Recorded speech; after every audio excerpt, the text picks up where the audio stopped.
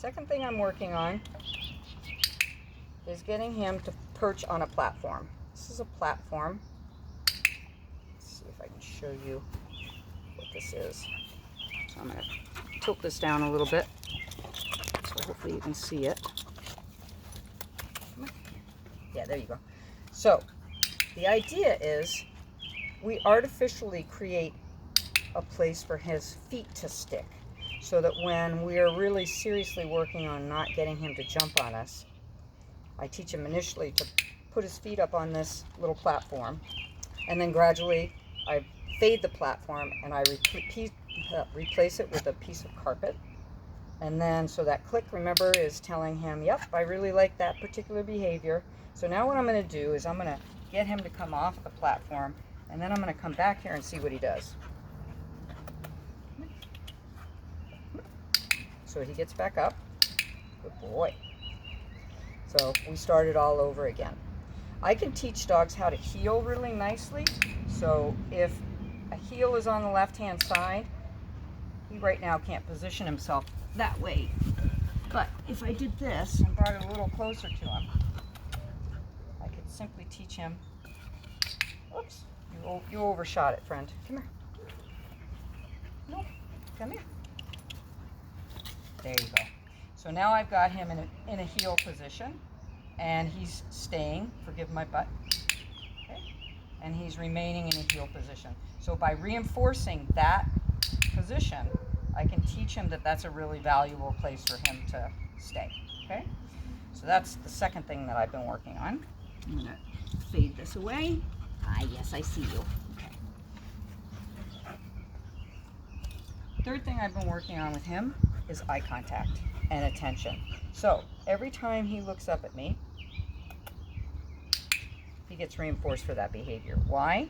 Because if he learns that I matter no matter where it is that we go, that is a behavior that's going to benefit me when he starts to become less and less responsive to you. So I really want to teach him that in this environment of my yard, that I matter. So he can look away if he wants, but the second that he looks back, this is the paint drying portion of our program.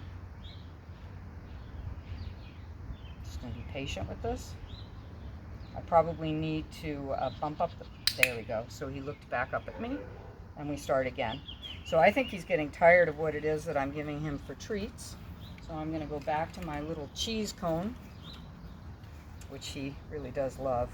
I hope he may have a little bit of loose stool tonight because he's gotten a bunch of treats. Please don't throw the baby out with the bathwater. It happens, and it should be fine.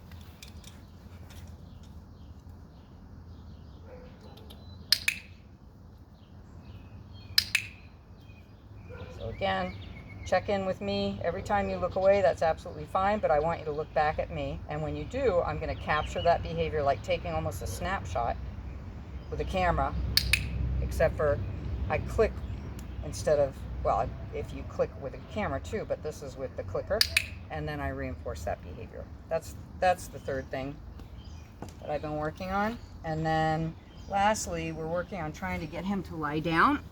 So what I do is I have him on a tether on a leash. That way he can't crawl all over me.